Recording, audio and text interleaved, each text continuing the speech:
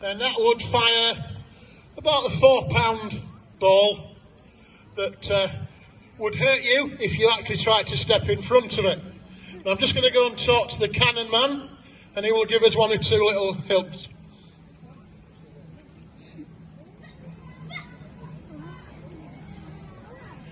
Right, we can fire about 200 yards with this, firing canister at people. Canister is a little sack that contains lots and lots of little balls of metal, nails, anything that you could get hold of. Horrendous thing. Now I have to say, when this cannon is fired, it is very, very loud. Okay? What I'd ask you to do is do not put your fingers in your ears. Do not put your fingers in your ears.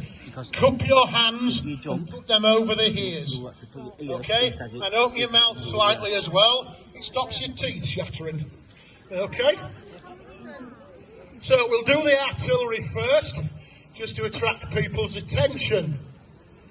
Now, we're going to fire one straight off, and then we're going to go through the loading procedure. I know you can't see us, but just accept what we say. Okay? So, we're just going to go through the procedure, and he's just going to fire his first shot. Thank you, Ted. Have a care! Giving fire! I told you it was loud. It's okay, it's okay. It's okay. Come on. Did everybody enjoy that? Yeah! Shall we do it again? Yeah! You watch Is it. there anybody dead? If you are, can you come and see us? As long as you bring your parents, we'll give you compensation. Okay. So now I'm going to go over to the cannon crew, and he's going to go through the loading procedure. Okay? Now just bear with me.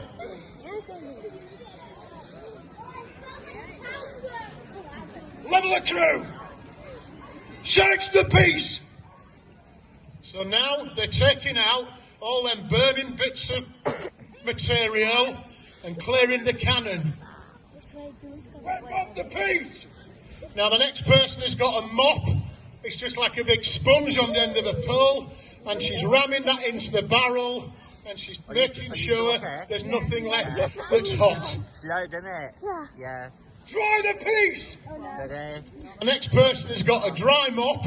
This is again a dry piece of material that's around the barrel. That's done to clear it, to get all the dampness out of it. Bring up your charge! So now we have a powder monkey, that's nothing personal, standing at the back of the gun, bringing up a charge to the artillery piece. Put the charge! She's now putting the gunpowder down the barrel. Oh, this is scary.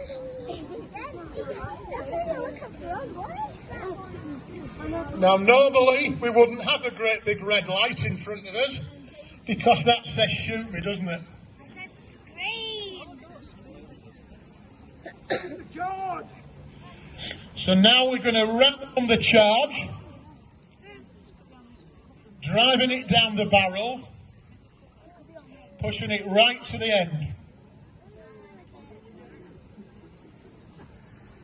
Now don't forget, this may look a bit slow, but the guy on the other side of the battlefield is also taking twice as long to do it. So now we have to make sure it all stays in, so they're putting wadding down. This could be grass or straw. Paper's a bit of waste. Us musketeers use that. So now they push the wadding in to make sure it's all tightly packed. So he's now taking a piece of metal, which he'll ram down the touch hole, and that now bursts the bag that's got the powder in it. So now we've got an access to the gunpowder. He's now taking his flask and he's tipping some gunpowder down the touch hole. So now that'll tip out over the top of the gun slightly. What that means is he's now got a continuous flow of gunpowder from the top of the cannon all the way down to the charge. It's just very I know. There's now keeping the hand over the gun, just to make sure that no nasty sparks go in. And if it was raining, it wouldn't get wet. Now he's now got a thing in his hand. If you like to just come to the front near the light, Ed, this is a linstock. It's like a piece of metal with a letter T, and each end there's a piece of burning match. And the matron, his job was to make sure that that match, that bit of cord, didn't go out. Okay, an important part of the job. So now the gun captain would take his matros and he's ready to fire. So once again, guys, it's loud. Cover yourselves.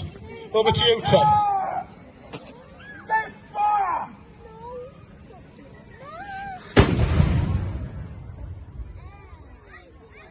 I'm sure he's double charging that, you know. I'm sure he is. Give a round of applause.